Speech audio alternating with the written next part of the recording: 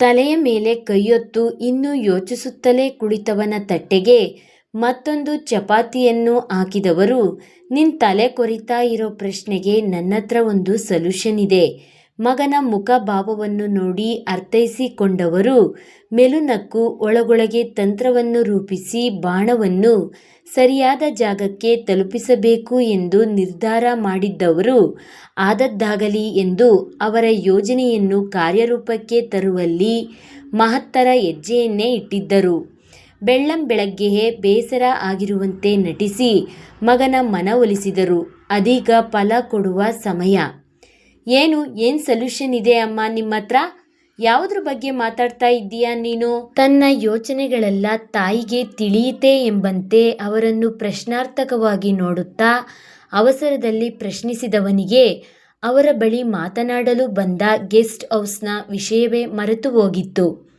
ಅದೇ, ನಾನು ಹೀಗೆ ಹುಡುಗಿಯರ ಜೊತೆ ಫ್ರೆಂಡ್ಲಿಯಾಗಿ ಇದ್ರೆ ಅವರೆಲ್ಲರ ಬಗ್ಗೆ ಜನ ತಪ್ಪಾಗಿ ಮಾತಾಡ್ತಾರೆ ಅಂತ ಇದೇ ಅಲ್ವಾ ನಿನ್ನ ತಲೆಯಲ್ಲಿ ಓಡ್ತಾ ಇರುವ ಯೋಚನೆ?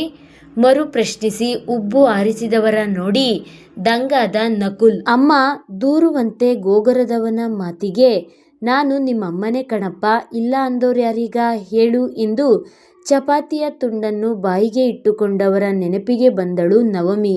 ಹುಡುಗಿಯರಿಬ್ಬರಿಗೂ ತಿಂಡಿ ಕಳಿಸಲು ಕೆಲಸದವರಿಗೆ ಹೇಳ್ಬೇಕು ಎಂದುಕೊಂಡು ಮಗನೆಡೆಗೆ ನೋಡಿದರು. ಅವನಿನ್ನೂ ಗೊಂದಲದ ಅರಮನೆಯಲ್ಲೇ ಕೂತಿದ್ದ. ನಾನು ಹೇಳ್ದಂಗೆ ಕೇಳ್ತೀಯಾ? ಈ ಚಿಂತೆಯೆಲ್ಲ ಚಿಟಿಕೆ ಹೊಡೆಯೋ ಅಷ್ಟು ಈಸಿಯಾಗಿ ಸಾಲ್ವ್ ಮಾಡ್ತೀನಿ. ಎಷ್ಟೆಷ್ಟೋ ಕೇಸ್ನ ನನ್ನ ಕೆರಿಯರಲ್ಲೇ ಸಾಲ್ವ್ ಮಾಡಿರೋ ನನಗೆ ನಿನ್ನ ಚಿಂತೆ ಯಾವ ಲೆಕ್ಕ ಹೇಳು?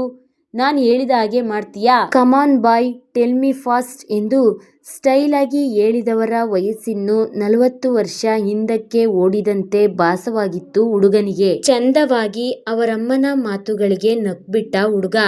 ಐ ರಿಯಲಿ ಲವ್ ಯು ಅಮ್ಮ. ಈ ವಯಸ್ಸಲ್ಲಿ ಈ ಕ್ರೇಜಿಗೆ ಏನು ಕಡಿಮೆ ಇಲ್ಲ ಬಿಡು ಫೈರ್ ಲೇಡಿ. ಅದೇನ್ ಸೊಲ್ಯೂಷನ್ ಅಂತ ಹೇಳು, ಅದನ್ನು ಮಾಡ್ಬಿಡುವ. ನನ್ನಿಂದ ಬೇರೆಯವರಿಗೆ ತೊಂದರೆ ಆಗೋದು ಬೇಡ ಎಂದು ತಾಯಿಯ ಕೆನ್ನೆಗೆ ಮುತ್ತಿಟ್ಟು ಅವನು ಕೂಡ ತಿಂಡಿ ತಿನ್ನಲು ಶುರು ಮಾಡಿದ. ಅವ್ರ ತಂದೆ ಬಿಟ್ಟು ಹೋದಾಗಿನಿಂದ ಅಮ್ಮ ಮಗನ ಬಾಂಧವ್ಯ ಹೀಗೆ ಒಮ್ಮೊಮ್ಮೆ ಅರ್ಥವಾಗದ ಹಾಗಲಕಾಯಿಯಷ್ಟು ಒಗರಾದರೆ ಮತ್ತೊಮ್ಮೆ ಮನ ವಿಶ್ರಾಂತಿಸುವ ಭಾವದಂತ ಹೇಳಲಾಗದ ಸಿಹಿ. ಹಂಗ್ ಬಾ ದಾರಿಗೆ ಮಗನೇ. ಈ ರೂಮರ್ಸ್ಗೆಲ್ಲ ಫುಲ್ ಸ್ಟಾಪ್ ಇಡಬೇಕು ಅಂದರೆ ನಿನ್ನ ಮದುವೆ ಆಗಬೇಕು, ನಿನ್ನ ಜೊತೆ ನಿನ್ನ ಹೆಂಡತಿ ಇರಬೇಕು. ಆವಾಗ ಯಾರೂ ನಿನ್ನ ಬಗ್ಗೆ ಏನೂ ಕೆಟ್ಟದಾಗಿ ಮಾತಾಡೋದು ಇಲ್ಲ, ಬೇರೆ ಹುಡುಗಿಯರ ಬಗ್ಗೆನೂ ಕೆಟ್ಟದಾಗಿ ಮಾತಾಡಲ್ಲ. ಮತ್ತೆ ನೀನು ಕೂಡ ಬೇರೆ ಹುಡುಗಿಯರ ಜೊತೆ ಅಷ್ಟು ಕ್ಲೋಸ್ ಆಗಿ ಅಂದರೆ ಅದೇ ಫ್ರೆಂಡ್ಲಿಯಾಗಿ ಮೂವ್ ಮಾಡೋಕ್ಕೆ ನಿನ್ನ ಹೆಂಡತಿ ಬಿಡೋದಿಲ್ಲ.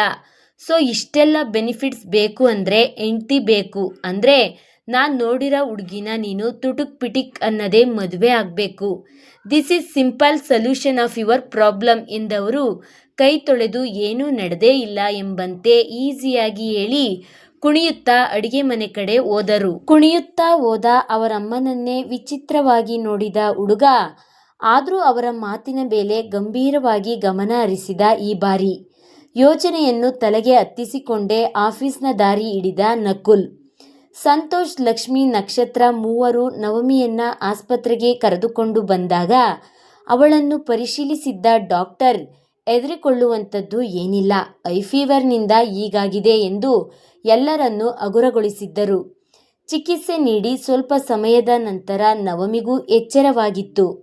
ನವಮಿ, ನಕ್ಷತ್ರ ಅಳುತ್ತಾ ಬೆಡ್ನ ಮೇಲೆ ಮಲಗಿದ್ದವಳನ್ನೇ ಅಪ್ಪಿಬಿಟ್ಟಳು. ನಕ್ಷು, ನಂಗೇನೂ ಆಗಿಲ್ಲ ಅಲ್ವಾ, ಯಾಕಳೋದು?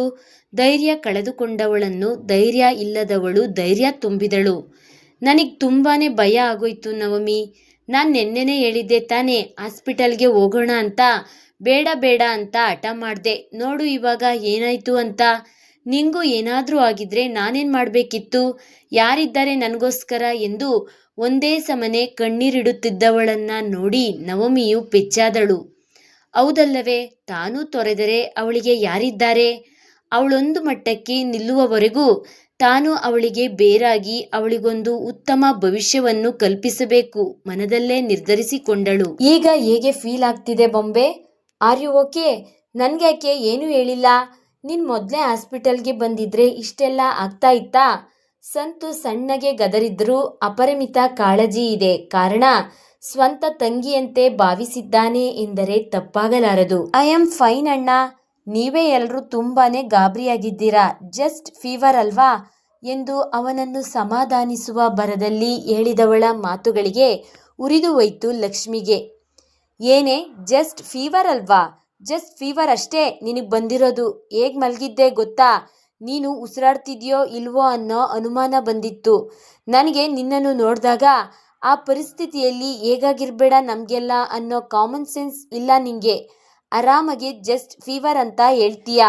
ಇನ್ನೊಂದ್ಸಲ ನಿನ್ನ ಹೆಲ್ತ್ನ ನೀನು ಕೇರ್ ಮಾಡದೇ ಇರು, ಮುಖದ ಮೇಲೆ 4 ಕೊಡ್ತೀನಿ ಎಂದು ಪಟ ಪಟ ಬುಸುಗುಟ್ಟಿದವಳು ಕೈಕಟ್ಟಿ ಮುಖ ಬೇರೆಡೆಗೆ ತಿರುಗಿಸಿದಳು. ಕೋಪವಂತೂ ಜಾಸ್ತಿಯೇ ಬಂದಿದೆ. ಹುಡುಗಿಗೆ ಕಣ್ತುಂಬಿ ಬಂತು. ಅದರ ಜೊತೆಗೆ ಮನಸ್ಸು ಕೂಡ. ಯಾರಿಂದ ಏನನ್ನಾದರೂ ನಾವು ಬಯಸುತ್ತಿದ್ದೇವೆ ಎಂದರೆ ಮನುಷ್ಯರಲ್ಲಿ ಮೊದಲ ನಿರೀಕ್ಷೆ ಇರುವುದೇ ಪ್ರೀತಿಯದ್ದು. ರಿಲೇಶನ್ಶಿಪ್, ಸಂಬಂಧ ಎಂದು ಹೆಸರಿಡುವ ನಡುವೆ ಅದಕ್ಕೆ ಸೇತುವೆಯಾಗುವುದು ನಂಬಿಕೆಯ ರೀತಿ ಕಾಣುವ ಪ್ರೀತಿಯೇ. ಸ್ನೇಹಿತರು, ಅಪ್ಪ ಅಮ್ಮ, ಒಡಹುಟ್ಟಿದವರು, ಬಂಧುಗಳು ಬೇಡ ಎಂದರೂ ಎಲ್ಲರ ಕಡೆಯಿಂದಾದರೂ ನಮಗೆ ನಿರೀಕ್ಷೆ ಅಂತೂ ಇದ್ದೇ ಇರುತ್ತದೆ. ಅದು ಯಾವ ರೀತಿಯಲ್ಲಾದರೂ ಸರಿ, ಅದರಲ್ಲಿ ಮೊದಲ ಪ್ರಾಮುಖ್ಯತೆ ಪ್ರೀತಿಗೆ. ಆದ್ರೀಗ ಆಧುನಿಕತೆಯ ಈ ಕಾಲದಲ್ಲಿ ಪ್ರೀತಿಯ ಹೊರತು ಮತ್ತೆಲ್ಲದಕ್ಕೂ ಹೆಚ್ಚಿನ ಪ್ರಾಮುಖ್ಯತೆ ಇದೆ. We will accept and running this form. ಆದರೂ ಅವಸರದ ಬದುಕಿನಲ್ಲಿ ಎಷ್ಟೆಲ್ಲ ಸಾಧಿಸಿ ಸಂಪಾದಿಸಿದರೂ ದಣಿದು ಬಂದವರು ನಿರೀಕ್ಷಿಸುವುದು ಕೇವಲ ತಮ್ಮವರ ಕಡೆಯಿಂದ ಒಂದು ಪ್ರೀತಿಯ ನೋಟ, 4 ಒಳ್ಳೆಯ ಮಾತು, ಒಂದು ಪುಟ್ಟ ನಗು, ಇಷ್ಟೇ ಅಲ್ಲವೇ? ಆದರೆ ಬರ ಇರುವುದು ಪ್ರಪಂಚದಲ್ಲಿ ಹಣಕ್ಕಲ್ಲ, ಒಳ್ಳೆಯ ಅಂಶಗಳು, ಬೋಧಿಸುವ ಗುಣಗಳು, ಮನದಲ್ಲಿನ ಭಾವನೆಗಳು ಇದ್ದು ಬದುಕುವ 4 ದಿನಕ್ಕೆ ಬರೀ ನ್ಯೂನತೆಗಳಲ್ಲಿ ಕಳೆಯುವ ಬದುಕಾಗಿದೆ ಇಂದು. ತುತ್ತು ಅನ್ನಕ್ಕಾಗಿ ಹಿಂದೆ ಓಡುವ ಜನರೆಷ್ಟೋ. ಯಾರದ್ದೋ ಕೋಪಕ್ಕೆ ಮತ್ಯಾರದ್ದೋ ಕಾಳಜಿಗೆ ಕಣ್ಣೀರೇ ಬಂದು ಶಹರಿ ಬರೆದು ಹೋಗಿದೆ ಅವಳ ಕಣ್ಣುಗಳಲ್ಲಿ. ಏ ಪುಟ್ಬೊಂಬೆ, ಇಷ್ಟಕ್ಕೆಲ್ಲ ಯಾರಾದರೂ ಅಳ್ತಾರಾ? ಅವಳಿಗೇನೋ ಬುದ್ಧಿ ಇಲ್ಲ, ಸ್ವಲ್ಪ ಟೆನ್ಷನ್ನಲ್ಲಿ ಆ ರೀತಿ ಮಾತಾಡ್ತಾ ಇದ್ದಾಳೆ, ಬಿಟ್ಟಾಕು. ನಿಂಗೆ ಏನಾದರೂ ತಿನ್ನಬೇಕು ಅಂತ ಅನ್ನಿಸ್ತಿದೆಯಾ? ಹಸಿವಾಗಿದೆಯಾ? ಇಲ್ಲ ಕ್ಯಾಂಟೀನ್ಗೆ ಹೋಗಿ ಇಡ್ಲಿ ತಗೋಬರ್ಲಾ? ಸಂತು ಅವಳ ಕಣ್ಣೀರನ್ನು ಒರೆಸಿ ಮಮತೆಯ ಉಸಿರನ್ನು ಅವಳೆದೆಗೆ ತುಂಬಿದ. ಸಂತು, ನಂಗೆ ಬುದ್ಧಿ ಇಲ್ಲ ಅಂತ ಹೇಳ್ತೀಯಾ? ದಡ್ಡಿ ನಿನ್ ತಂಗಿ, ಅವಳಿಗೆ ಬುದ್ಧಿ ಹೇಳು ಫಸ್ಟು. ಇರೋ ಬರೋ ಚೂರು ಪಾರು ಬುದ್ಧಿನೂ ಮಾರ್ಕೆಟಲ್ಲಿ ಹರಾಜಾಕಿ ಬರುವಂಥ ದಡ್ಡಿ ಇವಳು. ಲಕ್ಷ್ಮಿಯಿಂದ ಇನ್ನಷ್ಟು ಸಹಸ್ರನಾಮ ವಾರ್ತೆ ಪ್ರಸಾರದಲ್ಲಿದ್ದವು. ಮೇಲೆದ್ದು ಅವಳಿಗೆ ತಿಂಡಿ ತಿನ್ನಿಸಲು ಇಡ್ಲಿ ತರಲು ಕ್ಯಾಂಟೀನ್ ಕಡೆಗೆ ಓಡ್ಬಿಟ್ಟ ಸಂತು, ಅವಳ ಬೈಗುಳಗಳನ್ನು ಕೇಳಲಾಗದೆ. ಇನ್ನೊಂದಷ್ಟು ಹೊತ್ತಿನ ನಂತರ ನಕ್ಷತ್ರ, ಸಾಕು ಬಿಡಿ ಅಕ್ಕ, ಪಾಪ ಅವಳಿಗೆ ಹುಷಾರಿಲ್ಲ ಎಂದು ಡೈಲಾಗ್ ಹೊಡೆದ ಮೇಲೆಯೇ ಅವಳು ಸುಮ್ಮನಾಗಿದ್ದು. ಅದೇ ವಾರ್ಡಿಗೆ ಎಲ್ಲರಿಗೂ ಬೆಳಗಿನ ತಿಂಡಿಯನ್ನು ತೆಗೆದುಕೊಂಡು ಬಂದಿದ್ದ ಸಂತೋಷ್. ಜ್ವರದ ಕಾವಿಗೆ ಬೇಡ ಬೇಡ ಎಂದು ಹಠ ಮಾಡಿದವಳಿಗೆ ಬೈದೆ ತಿನ್ನಿಸಿದಳು ಲಕ್ಷ್ಮಿ. 10 ನಿಮಿಷ ಕಳೆದ ಮೇಲೆ ಡಾಕ್ಟರ್ ಒಪ್ಪಿಗೆ ಕೇಳಿ ಡಿಸ್ಚಾರ್ಜ್ ಪ್ರೊಸೀಜರ್ ಮುಗಿಸಿ ಅವಳನ್ನು ಕರೆದುಕೊಂಡು ಪುನಃ ಮನೆ ಕಡೆ ಹೊರಟರು. ಇತ್ತ ಆಫೀಸ್ನಲ್ಲಿ ತನ್ನ ಕೆಲಸದಲ್ಲಿ ನಿರತನಾಗಿದ್ದ ನಕುಲ್ ಆದರೂ ತಾಯಿಯ ಮಾತುಗಳೇ ಪದೇ ಪದೇ ಗುನುಗಿ ಗುನುಗಿ ಅವನ ಕೆಲಸದ ಮೇಲಿನ ಲಕ್ಷ್ಯವನ್ನು ಚದುರಿಸುತ್ತಿದ್ದವು. ಬಂದಾಗಿನಿಂದಲೇ ಕಾಫಿ, ಟೀ ಎಂದು 1000 ಬಾರಿ ಡಿಸ್ಟರ್ಬ್ ಮಾಡಿದ್ದ ನಿರೀಕ್ಷಳನ್ನು ಸಂಪೂರ್ಣವಾಗಿ ನಿರ್ಲಕ್ಷಿಸಿದ್ದ. ಅದು ಕೂಡ ಇದೇ ಮೊದಲ ಬಾರಿಗೆ. ಅಷ್ಟು ಸಾಲದು ಎಂಬಂತೆ ಅವಳ ಮೇಲೆ ರೇಗಿಯೂ ಕಳಿಸಿದ್ದ. ಇನ್ನು ತಾನು ಆಫೀಸ್ನಲ್ಲಿ ಕೆಲಸ ಮಾಡುವ ಎಲ್ಲ ಹುಡುಗಿಯರಿಂದಲೂ ಅಂತರ ಕಾಯ್ದುಕೊಳ್ಳಬೇಕು, ಇರುವ ಸ್ನೇಹ ಸಲುಗೆಯನ್ನು ಮುರಿಯಬೇಕು ಎಂದು ಸಾಕಷ್ಟು ಯೋಚಿಸಿದ್ದ. ಮೊದಲಿನಿಂದಲೂ ನಾರ್ಮಲ್ ಆಗಿ ಇದ್ದವನಿಗೆ ಈಗ ಈ ರೀತಿಯ ಬದಲಾವಣೆ ತಂದುಕೊಳ್ಳುವುದು ಕಷ್ಟವೇ ಸರಿ. ಇಷ್ಟು ದಿನ ತಾಯಿ ಎಷ್ಟೇ ಹೆಣ್ಣುಗಳನ್ನು ಮದುವೆಗಾಗಿ ನೋಡಿದರೂ ಎಲ್ಲರನ್ನೂ ಒಂದಲ್ಲ ಒಂದು ಕಾರಣ ಕೊಟ್ಟು ನಿರಾಕರಿಸುತ್ತಿದ್ದ. ಇಲ್ಲದಿದ್ದರೆ ಇವನ ಮತ್ತು ಇವನ ಗರ್ಲ್ ಫ್ರೆಂಡ್ಗಳ ನಡುವಿನ ಸಲುಗೆಯನ್ನೇ ತಪ್ಪಾಗಿ ಭಾವಿಸಿಕೊಂಡವರು ಅವನನ್ನೇ ದೂರಿ ಹೋಗುತ್ತಿದ್ದರು. ಆದರೆ ಈಗ ಅವನ ಮದುವೆ ಚಿಂತೆ ಅವನ ತಲೆಗೇರಿದೆ. ಕೂತಲ್ಲಿ ಕೂರಲಾಗುತ್ತಿಲ್ಲ, ಕೆಲಸ ಮಾಡಲಾಗುತ್ತಿಲ್ಲ. ತಲೆ ಕೆಟ್ಟಂತಾಯ್ತು. ಸೀದಾ ಎದ್ದು ನಡೆದು ಕಿಟಕಿ ಕರ್ಟನ್ಗಳನ್ನು ಸರಿಸಿ ಗಾಜಿನ ಕಿಟಕಿಯ ಮೂಲಕ ಹೊರಗಡೆ ನೋಡಿದ್ದಾಗ ಬೆಂಗಳೂರಿನ ನಡುರಸ್ತೆಗಳಲ್ಲಿ ದಟ್ಟವಾಗಿ ನಿಂತ ವಾಹನಗಳ ಅಬ್ಬರ ಜೊತೆಗೆ ಆರನ್ ಶಬ್ದ. 5 ನಿಮಿಷ ಹಾಗೇ ನಿಂತು ನೋಡತೊಡಗಿದ್ದ. ತನಗೇನು ಬೇಕಿದೆ? ಅವನಿಗವನೇ ಕೇಳಿಕೊಳ್ಳುತ್ತಿದ್ದಾನೆ. ಮನಃಶಾಂತಿ ಎಲ್ಲಿದೆ? ಏನನ್ನೆಲ್ಲ ಮಾಡಿದರೂ ಸಾಧಿಸಿದರೂ ಈ ಜೀವನದಲ್ಲೇನಿದೆ? ನಾ ಬದುಕಿದ್ದಷ್ಟು ದಿನ ಈ ಬದುಕನ್ನ ಖುಷಿ ಖುಷಿಯಾಗಿ ಕಳೆದ ಕ್ಷಣಗಳಷ್ಟೇ ಉಳಿದು ಕಳೆದು ಮಿಕ್ಕುವುದು. ತಾನೇಕೆ ಅದನ್ನ ಹೀಗೆ ನೀರಸವಾಗಿ ಕಳೆಯುತ್ತಿದ್ದೇನೆ? ನನಗೆ ಸಾಧಿಸುವುದೆಲ್ಲ ಬೇಕಿಲ್ಲ. ಈ ಬದುಕಿನಲ್ಲಿ ಕಡೆಗೊಮ್ಮೆ ನೆನೆದರೆ ಆ ಖುಷಿಯ ಕ್ಷಣಗಳನ್ನ ನಗು ಮೂಡುವಂತ ಬದುಕು ನನ್ನದಾಗಬೇಕು. ನಿರ್ಧರಿಸಿದ. ಈ ಭಾವದಲ್ಲಿರುವ ಮಾತುಗಳನ್ನೆಲ್ಲ ಪದಗಳಲ್ಲಿ ತಿಳಿಸಲು ಸಂಗಾತಿ ಬೇಕೆನಿಸಿದೆ ಎಂದು ಅವನಿಗೆ ಅವನೇ ಹೇಳಿಕೊಂಡ. ಗಾಜಿನ ಕಿಟಕಿಗಳು ಮತ್ತೆ ಕಿಟಕಿಯ ಪರದೆಗಳನ್ನ ಒದ್ದು ಮಲಗಿದವು. ತನ್ನ ಚೇರ್ ಮೇಲೆ ಬಂದು ಕುಳಿತ ನಕುಲ್ ತನ್ನ ಫೋನಿಂದ ತಾಯಿಗೆ ಕರೆ ಮಾಡಿದ. ಇತ್ತ ನವಮಿ ನಕ್ಷತ್ರ ಯಾರೂ ಕಾಣದೆ ಮನೆಯ ಬಾಗಿಲು ಕೂಡ ತೆಗೆದು ಇಬ್ಬರು ಕಾಣದಿದ್ದಾಗ ಲಕ್ಷ್ಮಿಗೆ ಫೋನ್ ಮಾಡಿದರು ವಿಜಯರಾಣಿ. ಅವಳು ಕೂಡ ಫೋನ್ ತೆಗೆಯದಿದ್ದಾಗ ಸಂತೋಷ್ಗೆ ಕರೆ ಹೋಯಿತು. ಅವ ಇರುವ ವಿಷಯವನ್ನು ಚುಟುಕಾಗಿ ತಿಳಿಸಿ ಈಗಷ್ಟೇ ಮನೆಗೆ ಬರುವುದಾಗಿ ಹೇಳಿ ಕರೆ ತುಂಡರಿಸಿದ್ದ. ಅವನಿಂದ ವಿಷಯ ತಿಳಿದು ಆಗಷ್ಟೇ ಸೋಫಾದ ಮೇಲೆ ಕುಳಿತಿದ್ದವರ ಫೋನಿಗೆ ಮಗನ ಕರೆ ಬರುವುದನ್ನ ನೋಡಿ ತನ್ನ ಮಾತುಗಳ ಬಿಸಿ ಮುಟ್ಟಿದೆಯಾ ಎಂದು ಯೋಚಿಸುತ್ತಾ ಕುತೂಹಲದಲ್ಲಿ ಫೋನ್ ತೆಗೆದಿದ್ದರು. ಹೇಳೋ ಹುಡುಗಿಯರೆಲ್ಲರ ಮನ ಕದ್ದ ಚೋರ, ಇದೇನಿದು? ಆಫೀಸ್ಗೆ ಹೋಗಿದ್ದೀಯಾ? ಹುಡುಗಿಯರನ್ನೆಲ್ಲ ವಿಚಾರಿಸೋದು ಬಿಟ್ಟು ನನಗೆ ಫೋನ್ ಮಾಡಿಬಿಟ್ಟಿದೀಯಾ? ಏನು ವಿಷಯ? ಮಗನನ್ನ ರೇಗಿಸುವುದನ್ನು ಬಿಡಲಿಲ್ಲ ಇವರು. ಅಮ್ಮ, ಈ ವಯಸ್ಸಲ್ಲಿ ಎಷ್ಟು ಹುಡುಗಾಟ ಮಾಡ್ತೀಯ ನೀನು? ನನ್ನನ್ನು ರೇಗಿಸ್ದೇ ಇದ್ರೆ ನಿನಗೆ ರಾತ್ರಿ ಹೊತ್ತು ನಿದ್ದೆನೇ ಬರೋದಿಲ್ಲ ಅನಿಸುತ್ತೆ ಅಲ್ವಾ? ಆಫೀಸಲ್ಲಿ ಕೆಲಸ ಮಾಡೋದು ಬಿಟ್ಟು ಹುಡುಗಿರನ್ನ ವಿಚಾರಿಸ್ಕೊಳ್ಳೋದಿಕ್ಕೇನಾ ಬರ್ತೀನ ನಾನು ಎಂದು ಹುಸಿ ಮುನಿಸಿನಲ್ಲಿ ರೇಗಿದವನ ಕಂಡು ನಕ್ಬಿಟ್ರು ವಿಜಯರಾಣಿ. ಆಫೀಸ್ನಲ್ಲಿ ನೀನು ಇದನ್ನೇ ಮಾಡ್ತೀಯ ಅಂತ ನನಗೇನಾದ್ರೂ ಗೊತ್ತಾ? ಇಲ್ವಲ್ಲ. ನಾನು ಹೇಳಿದ್ದನ್ನೇ ಮಾಡ್ತಾ ಇರ್ಬೋದೇನೋ, ಯಾರಿಗೊತ್ತು ಎಂದು ಇನ್ನಷ್ಟು ಅವನನ್ನ ರೇಗಿಸಿದ್ದರು. ಅಮ್ಮ ಎಂದು ಕೋಪಗೊಂಡವನಂತೆ ಹೇಳಿದರೂ ಹುಡುಗನಿಗೆ ಕೋಪ ಬರುವುದು ತೀರಾ ಸಾಮಾನ್ಯ. ಆಯ್ತು ಬಿಡು, ಜಾಸ್ತಿ ಉರ್ಕೋಬೇಡ. ಆಮೇಲೆ ಆಫೀಸ್ಗೆ ಬೆಂಕಿ ಬಿದ್ದು ನಿನ್ನ ಗರ್ಲ್ ಫ್ರೆಂಡ್ ಎಲ್ಲ ಕಪ್ಪಾದ್ರೆ ಕಷ್ಟ. ಅಮ್ಮ, ಎಷ್ಟು ತರಲೆ ಮಾಡ್ತೀಯ ನೀನು?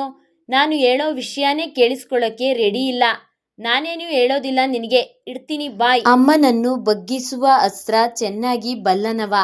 ಲೋ, ನೀನು ನನ್ನ ಮಗ, ನನ್ನನ್ನು ನೀನೇನು ಬಗ್ಗಿಸ್ಬೇಡ. ಅದೇನು ವಿಷಯ ಅಂತ ಬೇಗ ಹೇಳು. ಅಮ್ಮ, ನನಗೆ ಮದುವೆ ಆಗೋದಕ್ಕೆ ಒಪ್ಪಿಗೆ ಇದೆ. ನೀನು ಯಾವುದೇ ಹುಡುಗಿನ ತೋರಿಸಿದ್ರು ನಾನು ಒಪ್ಕೋತೀನಿ. ಏನು ರೀಸನ್ ಕೊಡೋದಿಲ್ಲ, ಆಯ್ತಾ?